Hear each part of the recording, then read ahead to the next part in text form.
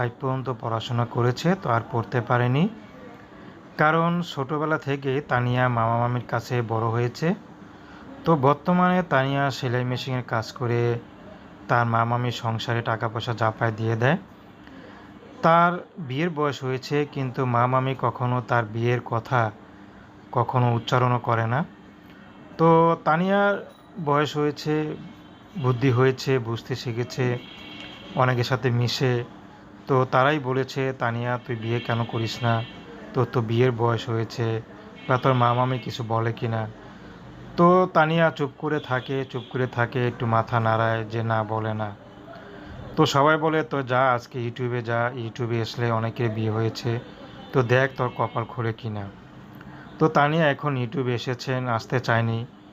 তো এখন কি করবে, যদি নিজের ভাগ্যটাকে একটু পরিবর্তন করতে পারে সেজন্য এসেছেন। যদি কেউ তাতে তার গল্পটা শুনে ভালো লাগে, তার পাশে দাঁড়াতে চায়,